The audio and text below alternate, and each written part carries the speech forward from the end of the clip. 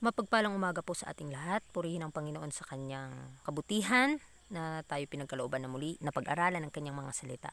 It's May 6, entitled The Great Standard of Right and Wrong. Atin po itong saliksikin upang ating mas maunawaan. Sa 2 Timothy 3 verse 16 to 17, all scripture is given by inspiration of God and is profitable for doctrine, for reproof, for correction, for instruction in righteousness, that the man of God may be perfect, truly furnished unto all good works. Nalalaman natin na ang kautusan o ang kasulatan ng Biblia ay ibinagkaloob sa atin na may inspirasyon ng Diyos upang tayo ay matuto sa mga doktrina, upang tayo ay kokoreksyonan, papayuhan, iinstruksyonan tungo sa katwiran upang ang tao ng Diyos ay maging perpekto sa kanyang mga gawa. In the Word of God is contained everything essential to the perfecting of the man of God. It is like a treasure house, full of valuable and precious stores, but we do not appreciate its riches nor realize the necessity of equipping ourselves with the treasures of truth. Ang salita ng Diyos ay nagkakahulugan at punong-puno siya ng katotohanan na nagpapabanal sa tao ng Diyos.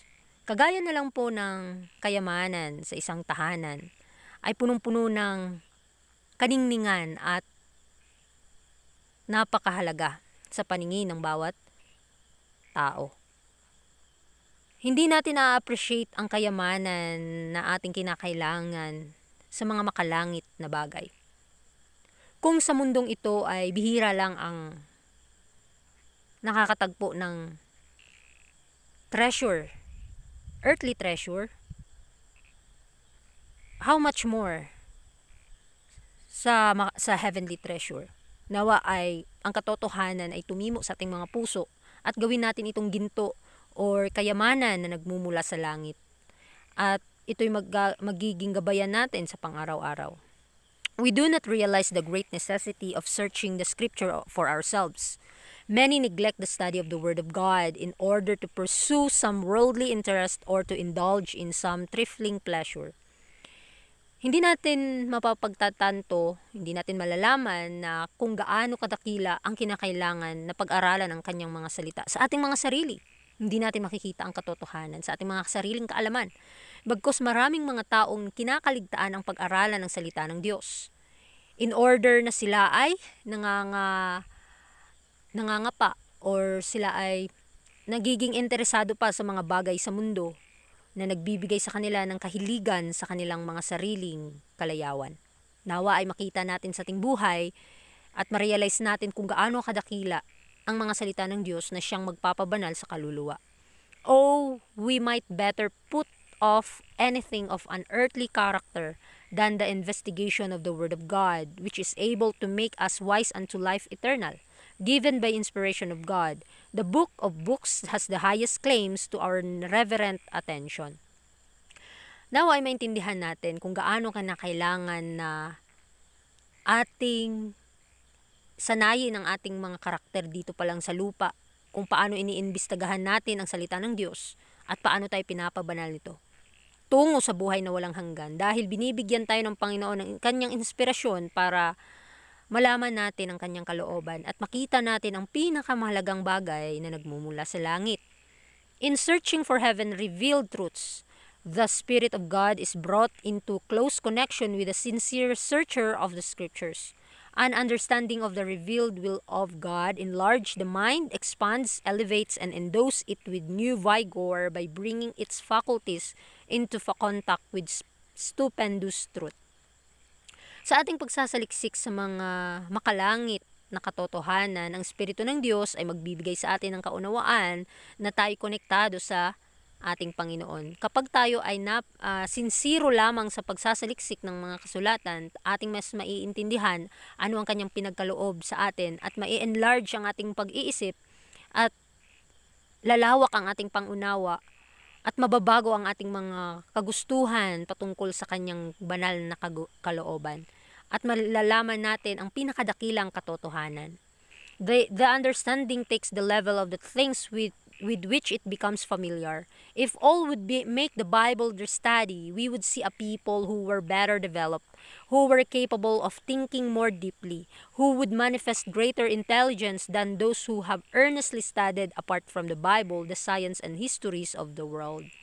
So sa ating pag-iintindi, sa ating kaalaman patungkol sa mga bagay na napakapamilyar na sa atin, nawa ay ating makita ang katotohanan sa Biblia habang atin itong pinag-aaralan.